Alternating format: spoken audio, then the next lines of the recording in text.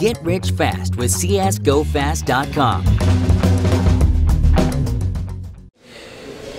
Okay, we're here at ECS Season 4 Finals, Cancun, Mexico. Day one's just finished. Astralis won their second match. They're into the semifinal.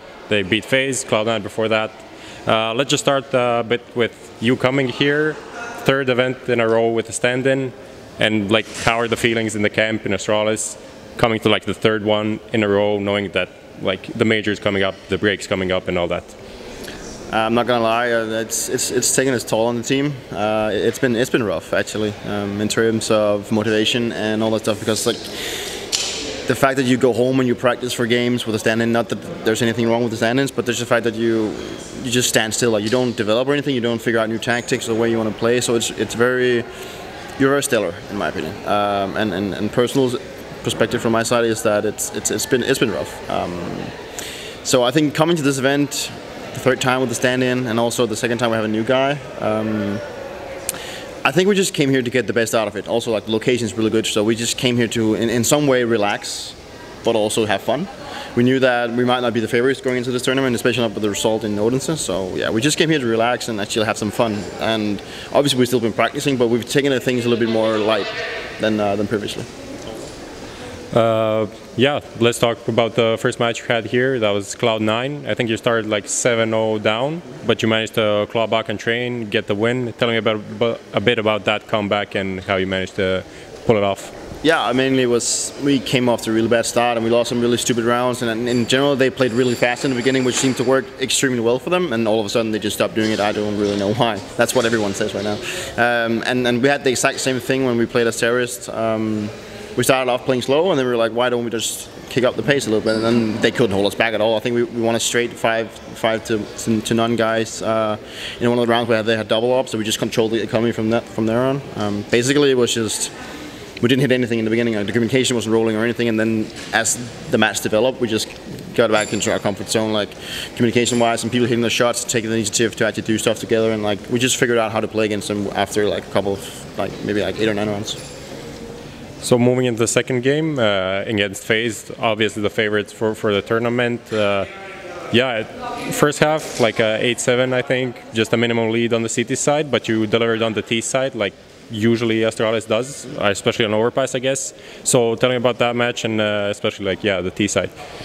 Yeah, Overpass has been a map that we've been really good at for a long time, and it's been going a little bit up and down lately. Mainly right now it's because I've taken over Device's role as an AWPer, and I'm still trying to figure out what is really good for me and what to do and what not to do, and that's really, really tough going up against the best players in the world. Then you can definitely feel like they know how to play against an AWP, like the way they always jiggle peek you, or the way they always put up grenades and try to get you off the angles is really tough. And if you don't have that much experience as I'm looking for, it can be real tough finding impact. I had a few good rounds, but I also had a few rounds where I should have gotten the guy or I missed.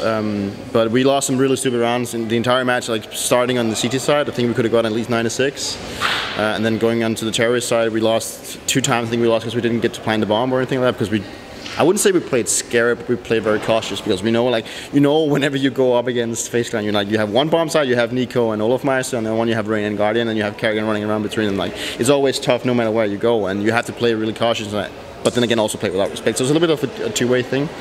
But yeah, we just came down to winning some good rounds together as a team, and people started hitting their shots. And again, it's kind of a little bit like it was against Cloud9. Like, we had a little of a slow start, but overall, I think we played better today. Rubino had a great game here and on the Overpass map especially. Similar, like you had a similar case with Dennis having like a great game, great tournament at Blast as well.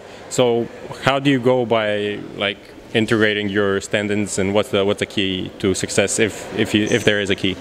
Mainly, I'm the guy that usually plays with the stand-in because I'm the partner of Device. So it's been some kind of a learning curve for me as well to play with a new guy all the time.